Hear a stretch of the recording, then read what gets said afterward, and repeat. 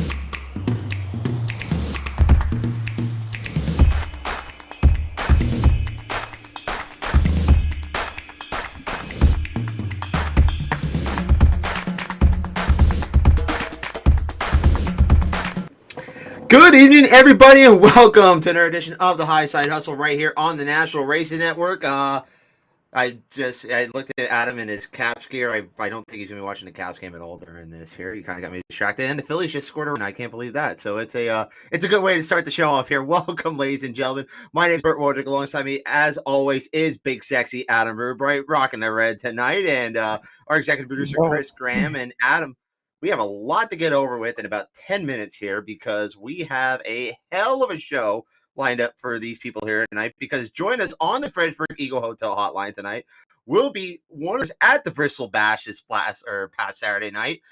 Part of one of our great friends at CJB Motorsports. Spencer Bayston is going to be joining us coming up here in about 10 minutes. And then after that, we're going to have probably one of the hottest late model drivers in the country right now on the show. He's been unbeatable at Port Royal this year. Every time he brought the 48, actually, no, I lie. He only lost one race so far this year at Port Royal. That was a Lucas Oil race. But still, he's been very, very consistent at Port Royal this year. 4 out of 5 races he has won. Colton Flinner is going to be joining us here a little bit later on tonight. Yeah, it should be a good show. I can't wait to talk to Spencer about that outlaw win at Bristol and most importantly, his thoughts on Bristol. I believe it was the first year he ran it.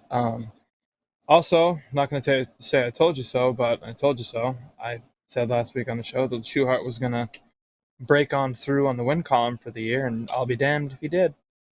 You be damned. He did it. And yeah, he did a nice job too. That was a good race. We were watching it in the booth on a Friday night at the Grove, and that was a damn race. Clean sweep. And that team needed that. Boy, did they need that clean sweep. That was a long time coming for them. Yeah, it sure was. I mean, they've been struggling. There's no doubt about that. But I think over the last month or so, I think they really kind of started to click on something. So good on them. And hopefully that speed continues into next week. Can we talk about the late model race? Friday night? Which one? Friday night or Friday Saturday? night. Friday night. Because, first of all, holy shit. That was badass. You want to talk about a fantastic late model race. You saw it. Bristol is maybe more late model track than the sprint car track, even though the sprints were pretty good this year. I thought both nights of the sprints were really good. But I thought that late model race, Davenport and Larson going at it on Friday night, you couldn't have asked for better. But the bigger story was Larson's post-race interview. I don't know what you want to say about that. You pick your own opinions on it. I mean, if they're working, you can say they're working on the car. Yes, then it is what it is. But you also have, two different things going on there. It is what it is. You can go either way with it. Everybody knows I'm not much of a Kyle Larson fanboy. I'd prefer if he didn't win all the time, every time he comes over to dirt.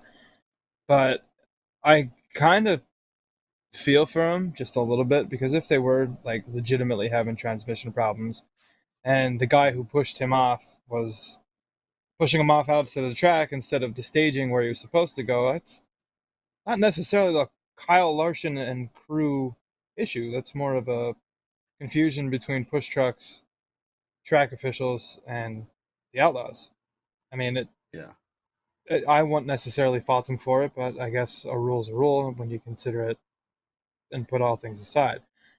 On the bright side of that, yes, everyone could be pissed off that he got sent to the rear, but him getting sent to the rear absolutely made that race. Absolutely. When you go from 24th to second, beating down the wall at Bristol on dirt in a super late model, it's just so goddamn impressive. And honestly, if he didn't slap the wall there, I think he could have made a really good run at it to win that race from 24th. Yeah. I agree. I agree there. I mean, he smacked the hell out of the wall. He did, but give it to JD. JD held his own, but I think JD might have got him on. I think JD might have got him off of 4 though, because I think JD was so good coming up in 3 and 4 though. But yeah, no, it was a hell of a late model race. But yeah, you can say what I think it was more confusion than anything. Reading the transcript from Kim Rubley afterwards, and seeing his comments on it, it sounded like more confusion than anything. So hopefully it's kind of. I mean, it literally again, it might have cost Larson a win, but again, it made the show at Bristol better. And that's what I think needs to happen more. You need to find what's bigger guys in the back. Like, for instance, I'll go back Friday night, Dietrich at the Grove while we were watching Bristol up in the booth there. Dietrich, 17th to 2nd at the Grove. A fantastic drive, but that makes the racing better. Now, Danny had problems throughout the night where they had to go change the motor. But still, for 19 cars there to go 17th to 2nd. And again, the Grove Friday night, chef's kiss. It was excellent. Second week in a row. You were going into the Outlaws, which, let's be honest here, we're not racing tomorrow night. We're not racing this weekend, folks. I mean, obviously, and that is the best thing that can happen for Central PA, tires, what have you. That's the best thing that can happen for you. That we're not going to race this weekend. That's the best thing right now. But absolutely. Anyway, it shows the Grove is racy going into the Outlaws. If this surface holds up, my God, are we in for 2 damn good shows next Friday, Saturday night? Absolutely. I mean, it not like you said, it not only gives the tire situation for the PA guys a little bit of a break, because now we're gonna go into next week, Outlaw Week. Everyone's gonna have fresh stuff, hopefully. You're gonna get the motor issues hopefully figured out by a couple of guys. I know Crime said he was fighting a motor problem. It's best case scenario for guys like that who might not have a motor back until next week, but you want to get that time trial show in. I mean, yeah, it's gonna suck because you're not necessarily getting that swing of things and that format back into use this week, but you get a chance of some local guys maybe getting some fresher equipment out and ready to go by next week. Yeah, I agree with that. And I don't know what the tire situation is going to be. Obviously, the best thing is we are going to rain out at Bedford tomorrow night, which also URC, fantastic racing this weekend. Josh Weller, great to see Josh and the crew back in victory lane, first time since 2020. Back in victory lane, so good on them. That was a fun race. URC race was fun again. My God, those are damn good shows. And Saturday night, Jason Schultz picked up the win on Saturday night up at Sealands Grove. But the thing is, most of our guys are out of tires, and we've heard 2 different stories from Hoosier Mid Atlantic on when tires are coming in. Basically, we're going to sum it up. The best thing as what Racer New Used Parts Warehouse put out yesterday as their tweet. We'll answer question number 1 and 2. No, and we don't know. Seriously, that's where we're at right now with tires. I hope that this off can give a chance to kind of maybe get some time. Hopefully, Hoosier did make tires over this week. I don't know. Hopefully, someone down in the comments can let us know if they heard anything. I hope they did. But if they did, this is the best thing for them, that they have a weekend off, because we've had some really nice weekends so far, and that's the thing. We're racing as much as we can right now with fuel prices and tires and all that shit. We got it pretty lucky right now so far this early season, and hopefully they can kind of get ahead a little bit here, because right now we don't know what our status is going to be going the next couple weeks. If hopefully tires need to get going here, but if it was last weekend for us, we had some damn good racing. And yeah, I think Logan Widener going out, getting a win at Port Royal again for Zemco, and then also you have um help me out here, Dietrich going to get his fourth at Lincoln, 4 wins. I feel like that puts him at a good spot to start off with the possibly a win next weekend with the Outlaws. It absolutely does. I mean, Danny has a lot of momentum going in the next week, especially with at Lincoln itself. Mm-hmm. I'd look for him to be up towards the front, and same could be said for Williamsgrove. They had that impressive run last week, 17th to 2nd. If I'm not mistaken, he's leading the points battle. And if he's not too far behind either Macri or Dylan Norris. I mean, if we can take a second to talk about that kid, on how impressive he's looked at the beginning of the season. I mean, that is just, he looks like an entirely different driver compared to years past. It looks like he kind of matured a little bit, and he's getting more laps, and looks like he's finally feeling more comfortable in over 44. Yeah, I agree with that. I truly do agree with that. And also, I feel like we gotta give a shout out to Devin Borden. Obviously, great win for Borden. He had basically drove away with the race when he was out front there for a good bit of that. Also, Mark Smith, he had a really nice run too on Friday night. He was held his own there, battling with Borden, which just surprised me. I thought Smith running just 4.10s was kind of shocking.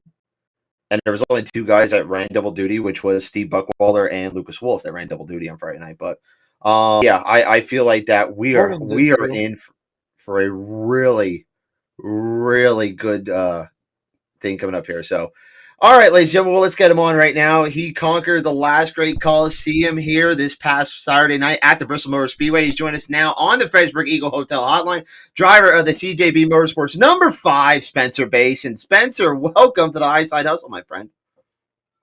Yeah, thanks for having me on. Hey, no problem, dude. Congratulations. You got the win at Bristol. I mean, Adam and I were there last year. It was bad. It seemed really fast. This year, it seemed like it was a lot slicker. The racing seemed a lot better there, and you had to hold off some guy named Kyle Larson. Hopefully that kid does something well, with his career. But, how's it feel to get a win at Bristol, a place that, I feel like we all in this group has grown up, dreaming at seeing Bristol with dirt again. How's it feel to actually get the win down there? Oh, I mean, it feels good just getting the first one out of the way, honestly. And the fact it came at Bristol over Kyle Larson, and the rest of the field, and such a kind of a close finish that last couple laps on the green-white checkered makes it even more special. So we celebrated a little bit that night and hung out with the team. Barry's whole family was there, which was really cool. My whole family was there. And celebrated with our corner Chad Clemens, but we're kind of hungry and ready to go again. Unfortunately, obviously with the rain out this weekend already is a bit of a bummer, but we're definitely riding a little bit of a high right now. Yeah, I would definitely agree with you there. And you guys have shown a lot of speed really since you guys kind of put this whole deal together there towards the tail end of last season. What do you think kind of contributed to you guys just meshing so well and showing a lot of speed kind of almost right out of the box? Well, I mean, their cars have seemingly always been extremely well built, very reliable. They have almost 0 to none or little to no DNFs ever. That's a big testament to the equipment that Chad Clemens, the owner, has provided with Barry and Scott and Brendan, and what they're able to do with it is obviously starting to show. We've changed packages from what they've been on in years past, and that took a little bit just to get acquainted with. You're at Florida and Volusia, and a little bit in Texas. Our speed comes from a really, really good car, and Barry. And I mean, he's just the amount of experience, seeing all these other tracks that we go to all throughout the year. I think is starting to kind of show. And obviously it's helping me tremendously just get more comfortable and acquainted with a car that running finally, and kind of building towards something just with me running the same car every night. That's something I haven't got to experience really. It's been really, really good. It's been a lot of fun. I'm learning, and obviously we're carrying really around. So we're trying to keep kicking our bad nights as much as possible. Yeah, and you brought it up there is that this is kind of like the first time in a long time you've had a legit seat, like a seat or a car you can call your own. Because obviously you've been back and forth, not the CGB car, the Swindell car. You've been in there a bunch, which you do have a win at Lincoln, which we will get into that in a minute here. But it's got to feel really like good now. You have a good seat that you can call your own, and a team that, as you said, you're gelling well, and that's got to feel good for you for the roads you've been on the last couple of years, and to finally say, all right, this is the team that we can build and grow around, and possibly go after a championship one day and get some outlaw wins here over the next couple of years. Yeah, it's amazing how much progress you can make when you get to stay comfortable, keep your seat in one car and work with one group of people. I've got just a really, really talented group of guys around me.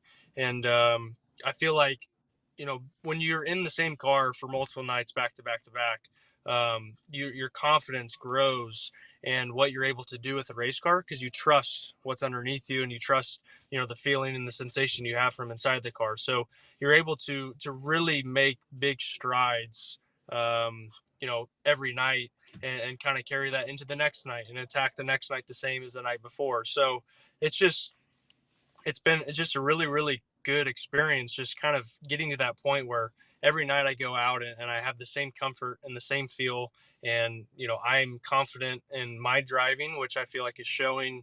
And you nights are going to come, but the amount of consistency we have right now gives me a lot of help as a driver, just attacking the night the same, no matter where we are, even if it's a place we haven't before.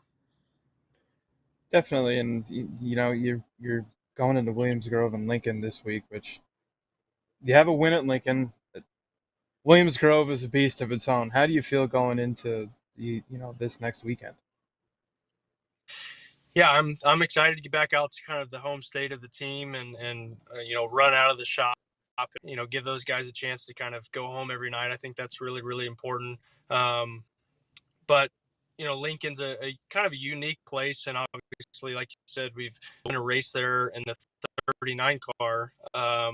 But it's kind of a unique type of racetrack that I feel a little bit of a mentality, a little bit, just with how the bottom is there, and kind of how slick it can get and how hard to get a hold of. So I'm excited to get there. Williams is such a weird place, and I've been fortunate to drive a lot of different cars, and a lot of the times I wasn't very comfortable. But one of the times is last year when I first got into the CJB car, we didn't have a ton of spurt. Was really, really strong, and I just felt like my car was super stable and the start very uncomfortable if your car's not exactly where it needs to be.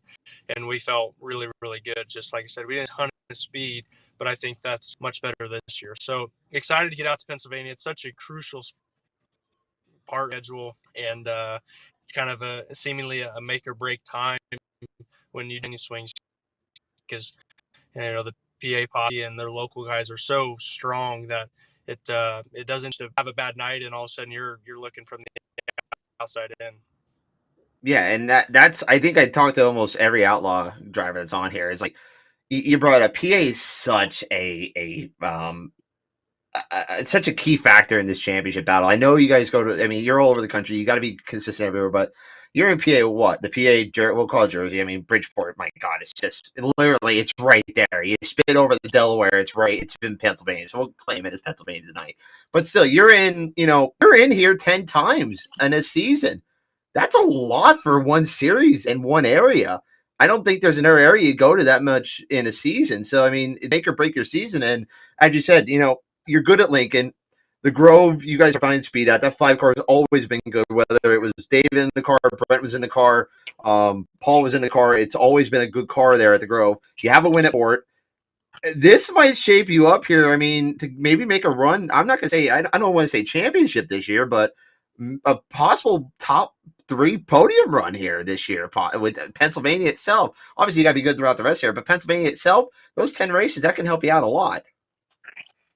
Yeah, no, you're exactly right. I think if we can get to the point, and I've talked about this before with other people, I feel what really the top outlaw guys so good is even when they have a bad night, they're able to salvage something out of it and not fall so far behind so quickly. And what I mean by that is not every time on the racetrack your car is going to be perfect. Not every time you go out there are you going to do a perfect job. But someone, like Brad Sweet or Donnie Schatz, they're able to take a car that's 60% of the way there and understand and feel where they are in terms of comparison with the rest of the field and salvage a good night. Where I struggled at the beginning of this year is when we fell back, whether it was a caution you're involved with or whatever the case may be, is still being able to salvage and come back through the field and run those top 10. So Pennsylvania is, I think, one of the hardest places to do that just because the field is so full. So it could be a really, really good run. I'm confident going into there knowing that this car has been super fast there in the past. And we'll just have to kind of go in and attack it like any other night. And hopefully, we come out of there, smile on our face, and feel confident about every time we race in Pennsylvania. And we would not complain about that. We'd love when our PA Outlaw guys do good. But currently leading the rookie for the Outlaws, what has been the most enjoyable thing for you since joining the Outlaws? Yeah, I think I probably what we just talked about. If you kind of feel like you find a home and you can comfortable and get in a rhythm. Everything about these outlaw teams is very systematic and efficient. And obviously, I've been able. That's pertaining to the car side of things, and I've been able to kind of do that with my routine every night and what I do, and think about throughout the night from a mental aspect of things. So that's definitely been probably the most enjoyable thing is just to be excited to see the guys each and every night and kind of go out and try to do our best. And our morale has been really, really good lately. Even if we struggle with a little bit of speed here and there, it's kind of there to support one another and pick each other up when you're down. That's been the most enjoyable thing is you really feel like you're trying to build something and try to find some longevity in what you're trying to accomplish. Absolutely. Ladies and gentlemen, we're here with Spencer Bayston on the Fredericksburg Eagle Hotel Hotline. If you have a question, please put it down in the comments below. We do have a question for you here, Spencer, from our comments here. Marie Beasley asked, who did you look up to when you were growing up? And also, she said she's really excited to meet you at the Grove this weekend. Who did I look up to the most when I was growing up? I was a Everton fan back in the day. I liked watching Tony Easter, but I was kind of a diehard Jeff Gordon fan.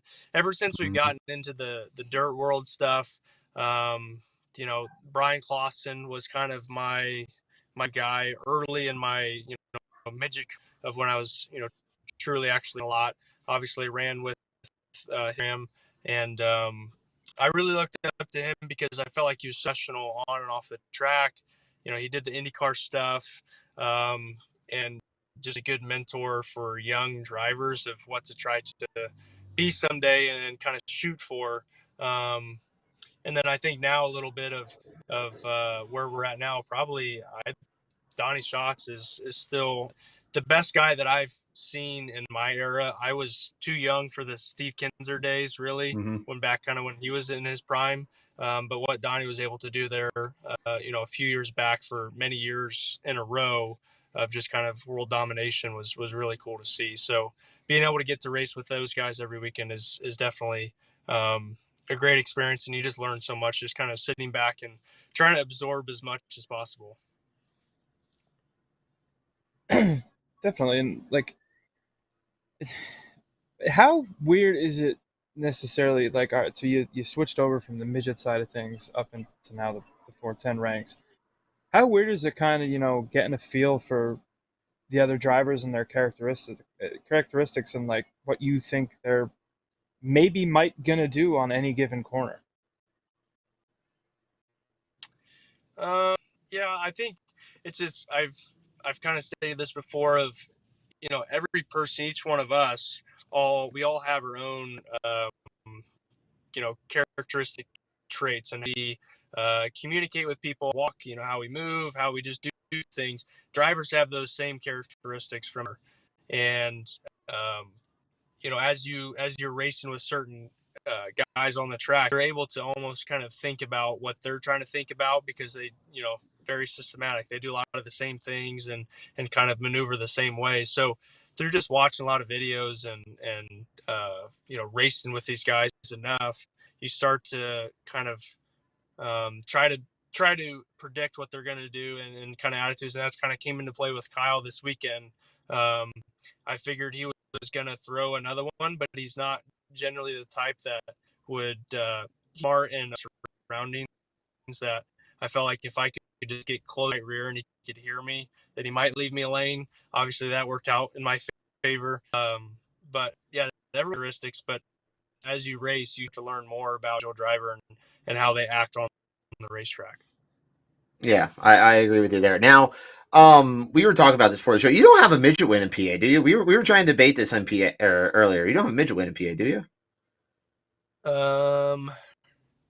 I do. I won at the Grove at some like USAC East Coast, yes, something like that. It was like the that's one time right. the midgets went to the Grove. Was it Silver Crown? No, Silver Crown. Yeah, Silver Crown was there, and then the midgets were like the support class. Yes, and that was. Tell us about that experience, because that had to be weird, man. The place is big as a Grove to be in a midget. I mean, that's freaking nuts. Yeah, I don't think we needed to be there. Yeah, we did not need to be there. It was definitely too fast, and like with this, obviously they're down on power in comparison to a sprint car, so it would lug to get the right down the straightaway. It was so in the corners that that it was hard to make good corners, because you get balled up and tight so easily. But I think what I was doing, if I remember right, I was just kind of, everyone was running the bottom.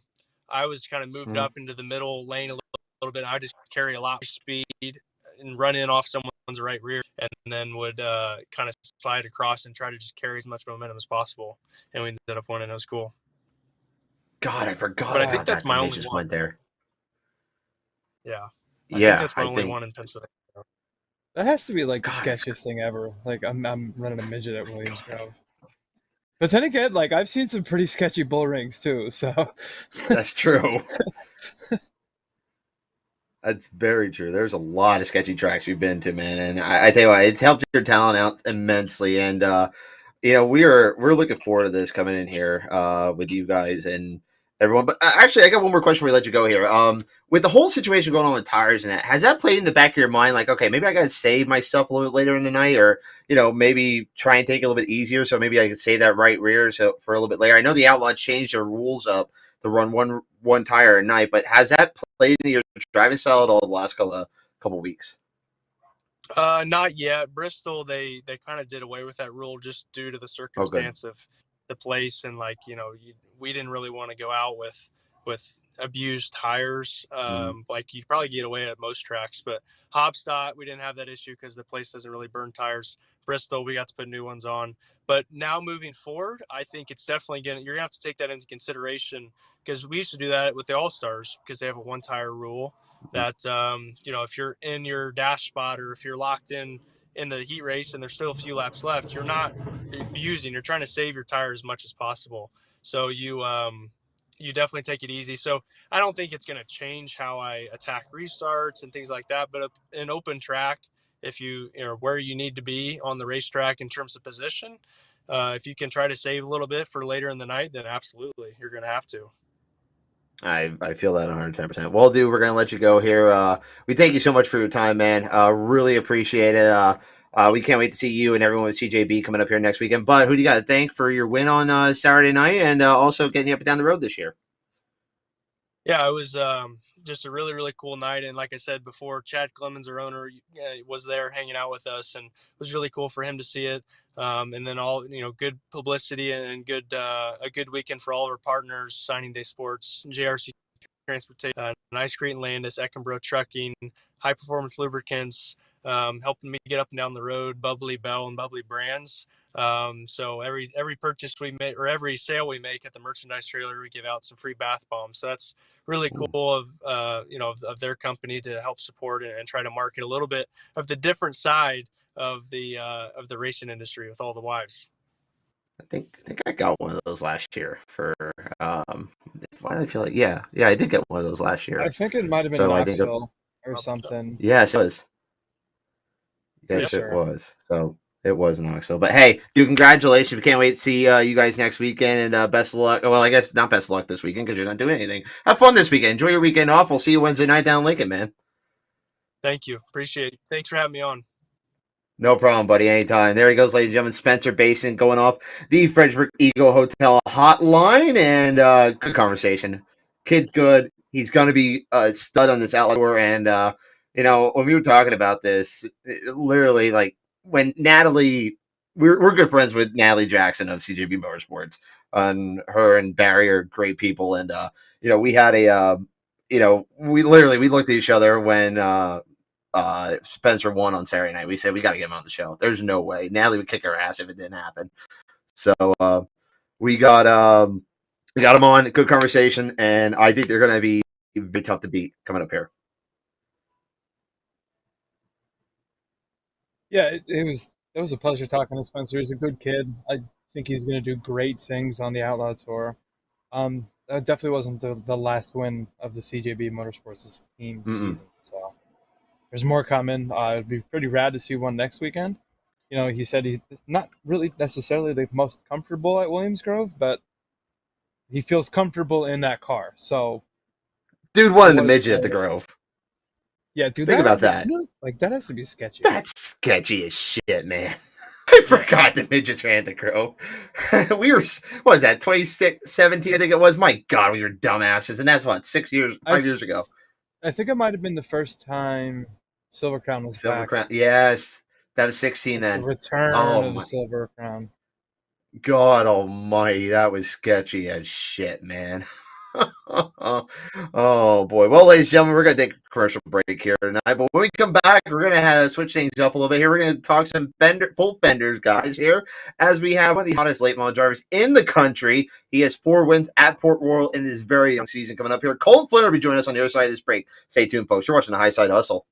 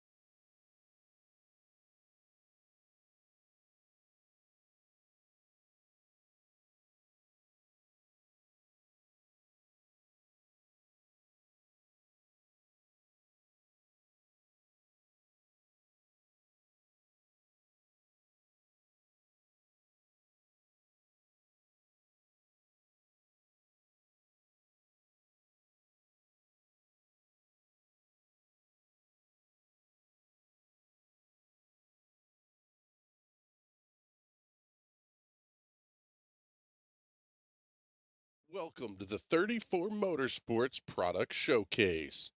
We're proud to offer the full line of Simpson Racing safety products.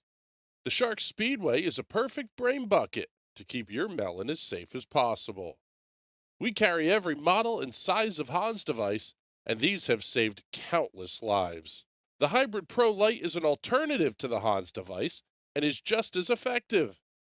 The DNA 3-layer suit offers maximum protection when things get hot. And hey, dude, those comfy shoes won't help one bit when things go south.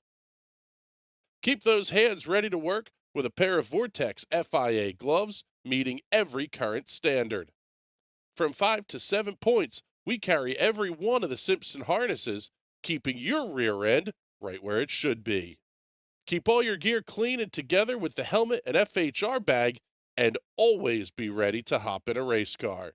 Visit 34motorsports.com and order today. Welcome back, ladies and gentlemen, to the Highside Hustle right here on the National Racing Network. Bert Wojcik, Adam Rubright, Chris Graham, our producer, and ladies and gentlemen, he's joined us on the Fredericksburg Eagle Hotel Hotline. It's been a minute since I talked to this man. They were one of my favorite people to go up and talk to whenever we had, when I was at Port Royal. Always, enjoyed the conversation we had, some stupidity, always good laughs. Ladies and gentlemen, he's one of the hottest late model drivers in the country right now. Colton Flinner is joining us. Colton, welcome to the Highside Hustle, my friend. How you been? Good. How about you? Thanks for having me on. Hey, no problem, man. Hey, like I said, it's been a minute, but my God, are you guys getting hot right now at the right time? Maybe 4 wins at Port Royal this year.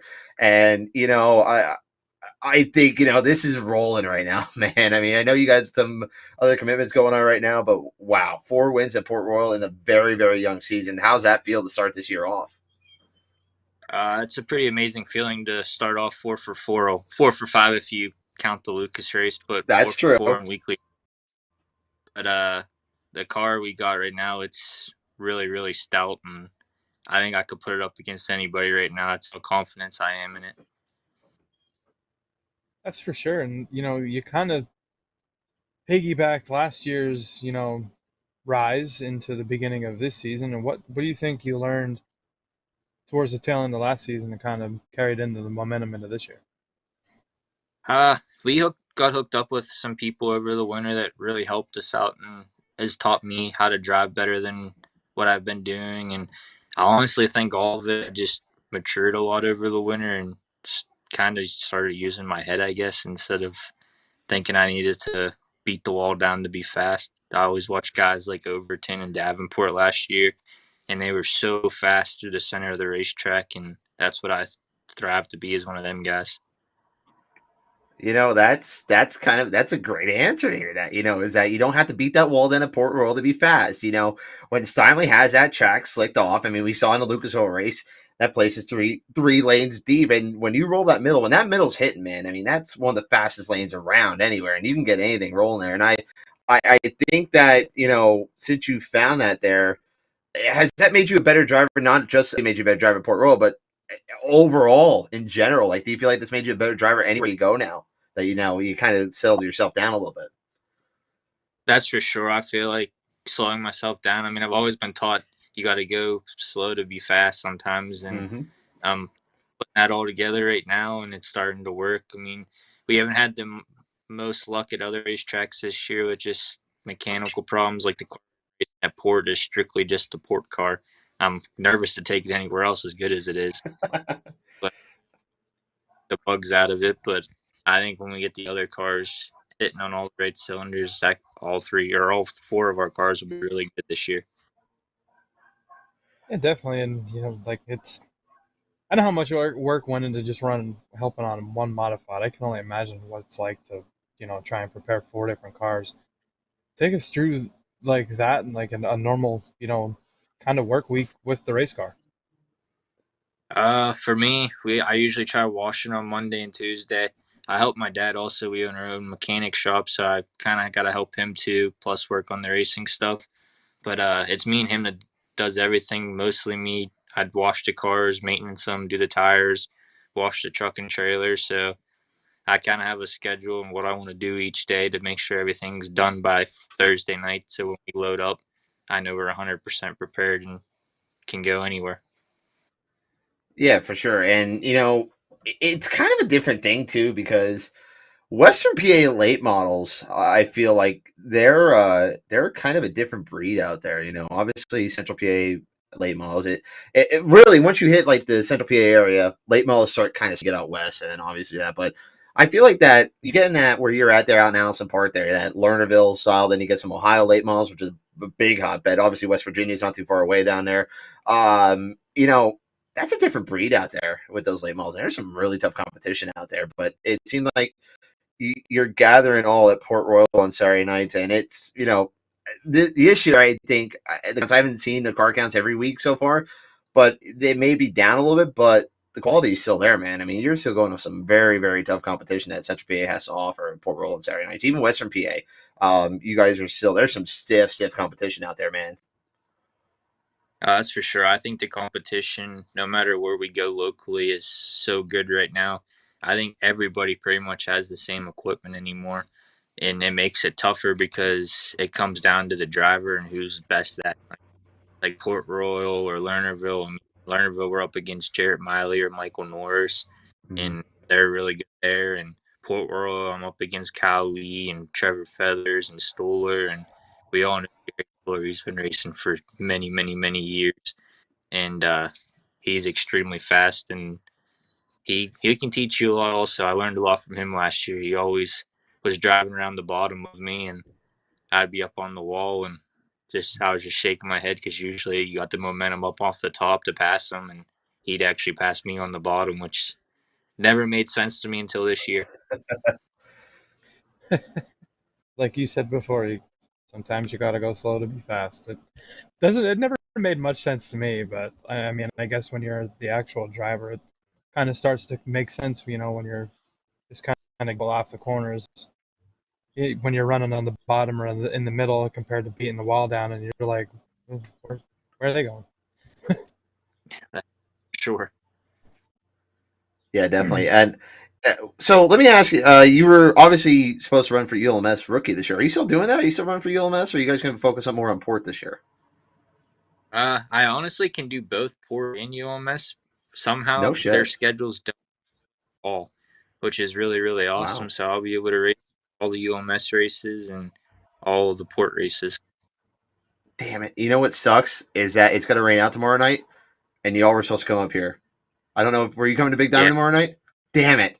Yeah. Oh, I was looking forward to that. I completely forgot it was a 6. That the late model or super late for at Big Diamond tomorrow night, because it's going to be awesome to kind of have super lates in the backyard basically. Damn it! Oh, I was looking forward to that. I mean, obviously, hopefully it's gonna rain out. Let's be honest here. It's not looking good for tomorrow night, but hopefully you guys reschedule. And I like the ULMS thing because it circles out here. And I mean, obviously you go to tracks like Port. You do a lot of Western PA stuff. I don't know if you guys do Lernerville off the top of my head. You do Sealands Grove. I do like you're going different tracks. So like Big Diamond, I think that's a track that is growing on a lot of people, and especially that's where Adam and I grew up at, is at Big Diamond out here. The hard modified country, and really, I mean, when sprint cars come, it's a big deal. And I think the late model racing is going to be a big deal out here. It's got to be cool to be able to go to unique places like that late models aren't seen that often at. Yeah, I was really looking forward to go to Big Diamond. I really never even heard of it until this year when I decided to commit to the ULMS deal. I was looking at the schedule, and that was one track that I was really looking forward to and didn't know what it was. Really wish it wasn't rain out tomorrow, but it's not looking good for anywhere. No, not at all this weekend, but it's definitely has some characteristics to it. It does. We've all kind of heard about the tire shortage in the modified and sprint car side of things. How's that going with you guys over on the late model side? It's pretty tough right now. I mean, it's hard to get tires, and you can only buy a certain amount of tires also, which makes it even harder because, I mean, we try racing 3 times a weekend, and they're only allowing us to get a certain amount of tires each week, which what they're allowing us and what we need makes it really, really hard. That's a damn shame, man. I think some of the modified side of things, it's like 2 right rears, 1 left rear, and a set of fronts. Like, that's kind of hard to go racing multiple nights a week if you're only allowed that little amount, especially if you're, trying to find different sizes and stagger and all that stuff throughout the night. It's got to be wicked.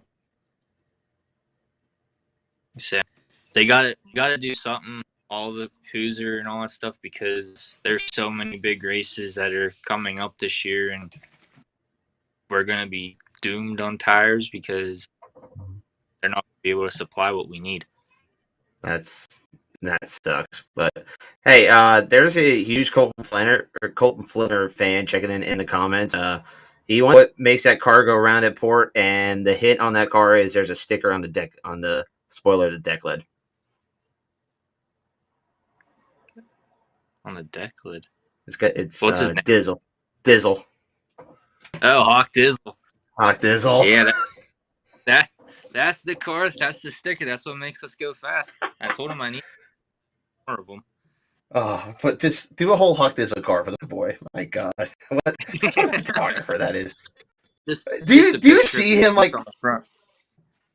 Yeah, like do you him when he's doing his sketchy ass shit there and coming off a turn 2? Like I would love to do that, but do you see him at all? Like when he's sticking the lens out coming through the corner there. I see him, but I don't see the camera. So he impresses me when he gets these pictures that he posts. Oh my God, that's great. That is so funny. Like but they're nuts. And then like the GoPro video he is sitting right next to him. Yeah. Like it is just sketchy business. Like I've taken photos of some pretty sketchy places, and goes over above and beyond. Yeah, some of these photographers, they impress me.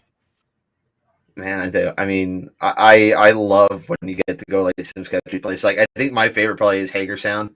When y'all get out to Hagerstown, you get up on the towers out there in Hagerstown. I see Jason Walls back in the bushes and all that shit. You know, it gets wild, it gets sketchy. But I tell you what, man, without the photographers, though, I mean, you guys learn a little bit about that. Logan Wagner told me this a couple of years ago. Is that from looking at the pictures, you guys can learn a little about the cars, right? What it's doing, you know, at that certain point, or maybe you can see how it's flexing, and maybe try to tweak the suspension for next time it's like that. You guys can learn the photos, right? Oh, for sure. I mean, the photographers help us out tremendously because, like Logan said, you get to see the attitude of the race car, if it's looking like it's working well. And, I mean, you can learn a ton of information just by one picture. Absolutely. So, hey, we're coming into a big weekend here coming up next week. World of Outlaw Case Late Model Series are coming in. Not next weekend, but the weekend after. That's a big weekend for you guys, and I tell you what, I mean, I don't know how many races are you running that weekend. Are you going to do all of it, or are you just going to do Saturday at Port?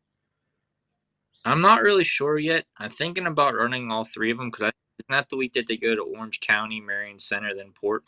No. Orange County is in June, which you should come up because URC's up there on June 17th on Friday night, and your boys with URC this year. So I think you should come up and have some good times up county on June 17th. Yeah, I'm pretty sure I'm doing the whole weekend that the Port is on the schedule for the Outlaws. I'm pretty sure I'm doing the whole Outlaw swing for like 2 straight weeks. That's Thursday night at Bloomsburg, Friday night at the Grove, I think. I don't know if that's Grove Friday night but anyway, I don't know where they're at Friday night. But then Saturday they're at Port, and I know I'll definitely be at Port no matter what. Oh yeah, obviously, and I feel like you got a good shot here, man. You got a really good shot. I think it'd be your first World of Outlaws win, right? Yeah, it would be my first major touring win. I mean, I won the UMS deal, not taking anything away from them guys, but winning a World of Outlaw race would top everything. Lucas would top World of Outlaws in my opinion, but World of Outlaws, I could take it. I would really like that. You just answered my question. Is that Lucas versus World of Outlaws will be bigger, and why do you say that? I feel like the competition, Lucas. I think the competition is a little bit better, but I feel like the Outlaws have stepped up their game too. I think there's a lot of great cars on there. I feel like that late model racing is just good right now, man. There's good competition everywhere. Series, they have good cars there, and there's a nice crossover between the series. I just feel like it's good, but why do you pick Lucas Oil win better than an Outlaw win? Well, I ran a whole year on Lucas Oil, so never mind. I favorite them right now. Okay. And I've always wanted to win a Lucas Oil race since I ran that whole tour. That's most of the reason. I mean, there's nothing against World of Outlaws. Both series are top notch. I just rather win a Lucas Oil race. But I'm not going to be picky. I'll win whatever. Exactly. Don't be picky. I definitely wouldn't complain with either of them. But isn't there a big Lucas Oil show at Port towards the end of the year? Wouldn't that be it's 50,000 to win? Circle. That'd be a pretty nice one to pick up the victory on. Oh, that's for sure. I mean, if I could win that, I don't know what I'd do. Be one happy kid. We'd probably be burning Port Royal down that weekend, buddy. If you won the 50 grand, Port Royal would be burned to the ground. Probably. Oh yeah, local guy takes home 50K. Yeah, shit's bound to pop off. Late model posse beats Lucas Oil Boys, and that is the thing. Late model posse. I got so much shit for that. There is a late model posse. You guys do kick ass. We root for the PA boys when they go up against the big tour boys, and we're rooting for you here coming up here in a couple weeks with the Lucas Oil Tour or the World of Outlaws late models coming in here. And you got a hell of a shot, man. But hey, we're gonna let you get going here. We got to get ready to get off the air here soon. But before we let you go, man, who you got to thank for getting you up and down the road this year? I have to thank John Johnson. That's John's tongue. He's my car owner, and without him, I don't really honestly think I would be racing with the way the economy is and everything. My dad, for sure.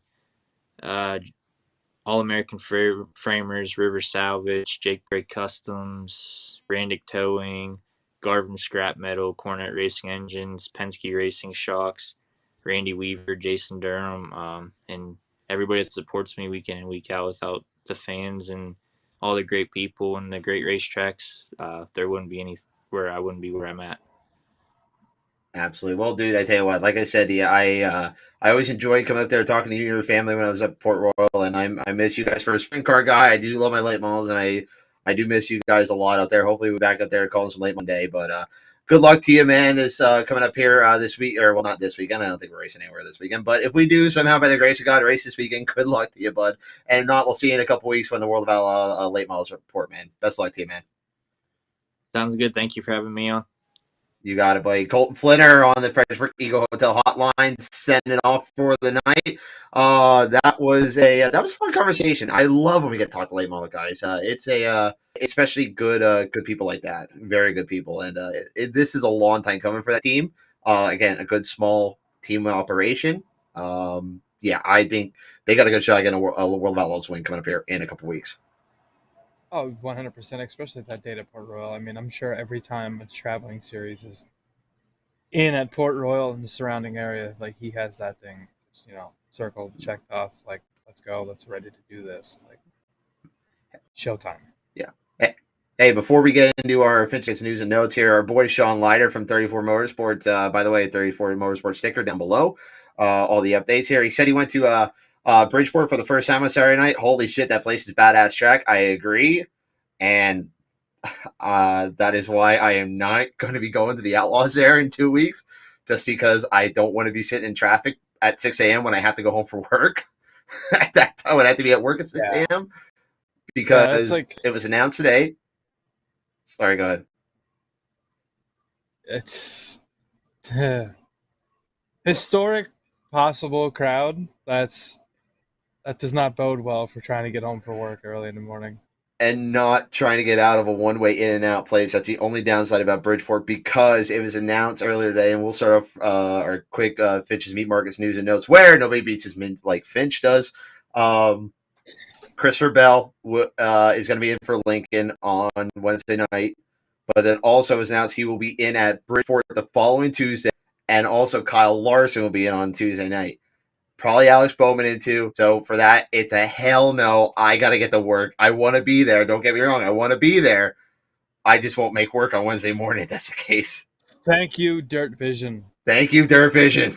Thank you. You are a beautiful thing. You are. Although I would much rather be at the racetrack in person on nights like that. Yes. When priorities.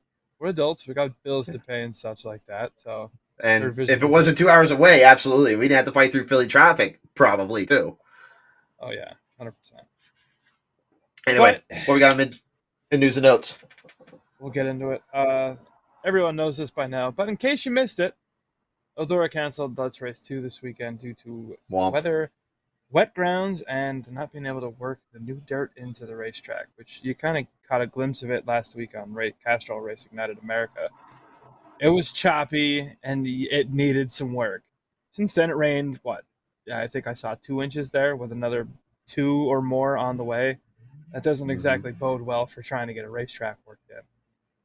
No, not at all.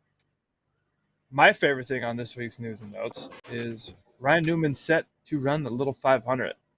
One of my favorite events to sit down and watch. Like, that is one of my all-time favorite events to sit down and watch. Like, I will watch that from start to finish. Like, I'm not going to lie to you. 98% of the time, if, like, say it's a random Tuesday and the Outlaws are on, I ain't watching that shit until the feature. Because I can give... I don't care until we get to the feature. I don't talk about heat races. I talk about features. Although there has been some good heat races in the past. But there has. Moving on, because we're getting pressed on time but here. Before you say that Bryson, little 500 bucket list, I will be there one day. Whenever 100%. I get out to Indy for the 500, that is a bucket list track. I want to go see that shit show. That is a badass race, and those wingless sprint cars. I don't know if they're. I think they're 410s in them. I don't know if they are or not, but still. Yes. Holy shit! Oh, they are 410s. Yes, wingless 410s. Scott Deal says it is the worst race he has ever attended. Well, that's the captain. He doesn't like much, so he's just a cranky old fart, though. He's just cranky old fart that doesn't appreciate nostalgia because he is nostalgia. He doesn't appreciate it because he doesn't want to admit he's nostalgia. He's always yelling at us to history of racing. Not necessarily, not really, but it sounded funny. It does sound funny. Kaylee Bryson is scheduled to make her Silver Crown Series debut when they come to Port Royal in June. And did you see the air news came? Yes, she's supposed to run the Premier Motorsports 21 at Lincoln this Saturday in her 410 sprint car debut, I believe. Her 410 sprint car debut. It might be her 410 debut. Unless that Premier Motorsports has a rudder and a boat motor, I don't think we're doing much. She's doing much racing this weekend in Pennsylvania. I don't think so unfortunately. Either. It sucks. But lastly, could she be in that car on Wednesday night, though? No, I don't think the Premier Motorsports team would just throw her to the wolves. Or you think Dom's coming in for that? I think that car sits idle, to be honest with you. Not Jerry at Jerry's track with the Outlaws. No, there's no way that 21 car sits idle. It's either gonna be McMahon. I say so. It's either probably gonna be McMahon, Dom. I would not be surprised if Kaylee's in that car though. Would not be surprised. I thought Saturday would be a better night. But here's the thing too. All right, that's a time trial show on Saturday. That could have set her up to come in on Wednesday night then. Oh, absolutely. I mean, I'm not going to disagree with you there. It's definitely possible. I mean, anything is possible these days. Mm-hmm. But lastly, Matt Kenseth, McGriff, and Shell Murdine to the NASCAR Hall of Fame. Yeah. Which is pretty interesting. It was only a matter of time before Kenseth and the crew chief got in. Yeah, I thought Matt Kenseth deserved it, honestly. Mike Hell, man, I don't know if he does or not. Nah. Whatever. To be determined. Anyway, we got about 5 minutes left. There's not a whole lot of racing going on this weekend, so we can't really preview anything unless I don't know. We do have something we can preview. By the way, shout out to our boy Ryan Godown, beating the before I forget about it, shout out to our boy Ryan Godown, past guest on the show, a little bit of show karma. Going out, getting a win at against the Super Dirt Boys on Wednesday night in a hell of a feature at Bridgeport. Once again, another great feature at Bridgeport. That was impressive. If you missed that race, do yourself a favor. Good bet for you, son. Go on the Dirt Vision Vault and watch that feature because it was nothing short of spectacular. Well, there's only one thing to preview then. Outlaws Posse, race 1, Wednesday night at Lincoln. Brent Marks. Who you got? Brent Marks. Dietrich. I think he has a little bit of redemption in his mind after last year at Lincoln with the Outlaws. Mm-hmm. I agree. Chris, who are you taking? I'm so far 2 for 2 or 1 for 1 for calling redemption. So you are. Let's see. Who do I want to take? Hi, Chris. What's up, boys? I really don't know. Where's your sombrero at for Cinco de Mayo, I really don't know is not an answer, Mr. Margarita. Mr. 5 parts tequila, 1 part mix. Attaboy. Local guy gets it done. I like it. Which local guy? There's a few of them. I said Dietrich. You said Dietrich. Yeah, Danny Dietrich, by the way. Hey, that'd be you have if to Billy Billy wins. Dietrich pulled off the win. If Wild Bill pulled off a win against the Outlaws at Lincoln, they would burn that place to the fucking ground. Yes, they would. You It would be fucking are you right? absolutely incredible. Not they. He would. Yeah, just yes. No, and the whole everyone would burn the place down if Billy Dietrich got the win. while YouTubing it, nonetheless. Yes. Yes. Oh God, I love Billy and Heather. That'd be awesome. By the way, boys, Kevin Byers asking if anyone is driving the 39 Speed Lab machine at the Grove. No, I think they are off with for Seabell's NASCAR at Darlington next weekend. So, yeah. So that sucks. I can maybe try to find out, but usually when Speed Lab posts where they're going to be, and they only post, the Tuesday and the Tuesday, or the Wednesday and the Wednesday, generally where they're going to be. They usually don't stray too far off in their schedule that they post. No, not too often. But, well, we're going to knock this off at an hour, boys. So I think we put this puppy to bed, don't you think? Not a bad idea. Good show, boys. Great show tonight. Thanks so much to our boy Spencer Bayston coming on the Fredericksburg Eagle Hotel Hotline, and thanks to Natalie Jackson, everyone at CJB Motorsports, for setting that up. We can't wait to see everyone Wednesday night down at Lincoln. Of course, special thanks to Colton Flinner as well for coming on board with us for tonight. Good to talk to Colton again, and hopefully you continue to success on the Fredericksburg Eagle Hotel Hotline. Love Fredericksburg Eagle Hotel. Go check them out. Again, half off on your birthday, which, by the way, happy birthday to one of our friends, Becca Huson, celebrating her birthday today. So happy birthday, Becca. So which she treated me to half off on my birthday at the Eagle. So we'll have to figure out something with her there. 34 Motorsports. Go check out all your safety needs down there at 34 Motorsports. Sean Leiter and the crew will take great care of you. Just give them a call and check him out. Of course, Hot Shoe Racewear, Alan Grace, for this beautiful flag above us here. Alan does phenomenal work as well. All these stuff. Go check him out. Any final words from you, Piglet?